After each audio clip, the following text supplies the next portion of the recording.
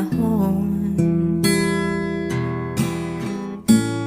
Liliwanag ang iyong mga umaga, magkalayo man ang damdamin,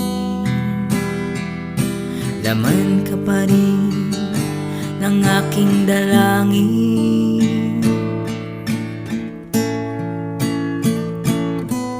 Nagparaya kahit labag sa puso, nagpalaya pag-ibig ay sinuko, itatahimik ang damdamin pagkat mahal. Wala na akong karapatan.